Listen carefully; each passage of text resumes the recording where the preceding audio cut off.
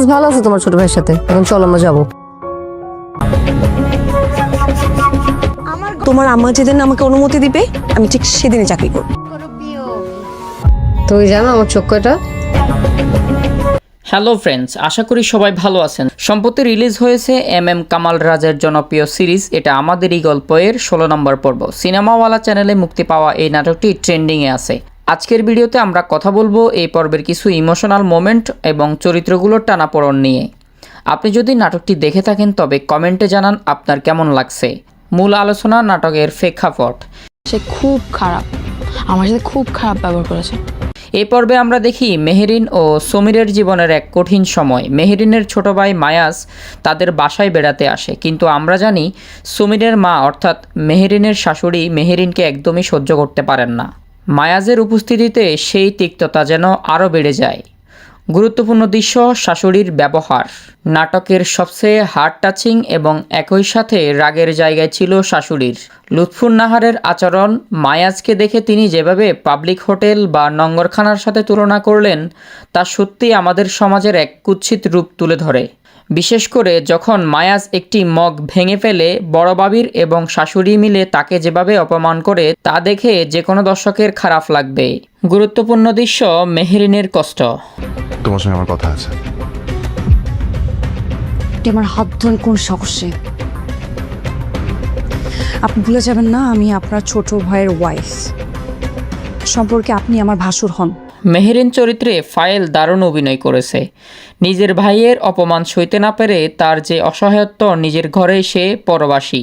সে যখন সমীরকে বলে আমার ভাই এখানে থাকতে পারবে না, ওকে বাসায় দিয়ে আসো, এই দৃশ্যটি ছিল অত্যন্ত ইমোশনাল, কারণ সে চায় না তার ভাই এই বিষাক্ত পরিবেশ দেখুক। অন্যদিকে সাহেলা ও ফাহাদের প্লটেও নতুন কিছু টানাপোড়েন দেখা গেছে। সাহেলার সন্দেহ এবং ফাহাদের এড়িয়ে চলা কাহিনীতে নতুন মোড় আনছে। আর ফুফু চরিত্রের সেই সংলাপটি কি আপনাদের মনে আছে? ভুল না করলে মানুষ শিখবে কিভাবে?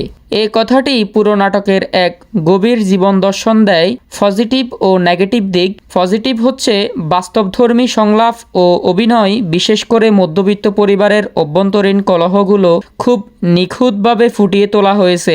নেগেটিভ, শাশুড়ি চরিত্রটি মাঝে মাঝে একটু বেশি নেতিবাচক মনে হতে পারে, যা দর্শকের মানসিকভাবে কিছুটা বিরক্ত লাগতে পারে। গুরুত্বপূর্ণ কথা হচ্ছে বেশি বেশি সাবস্ক্রাইব এবং লাইক কমেন্ট করে নাটকটি শেয়ার করবেন, এবং আমাদের এই ভিডিওটিতে নতুন হলে অবশ্যই সাবস্ক্রাইব এবং লাইক করবেন এবং জানাবেন আপনি কোন জায়গা থেকে আমাদের এই নাটকটি দেখেছেন।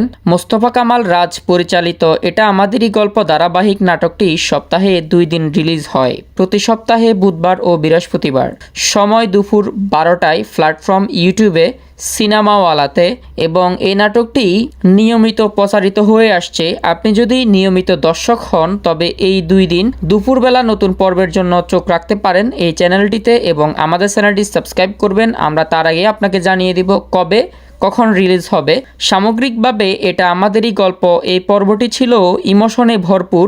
মেহেরিন আর সমীরের সংসার কি শেষ পর্যন্ত টিকবে? শাশুড়ির মন কি কখনো গলবে?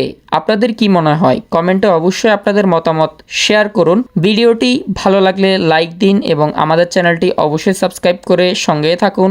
দেখা হবে পরবর্তী নতুন কোনো ভিডিওতে। ততক্ষণ পর্যন্ত সবাই ভালো থাকুন, সুস্থ থাকুন। জাস্টিস ফর হাদি। আল্লাহ হাফেজ। আসসালামু আলাইকুম।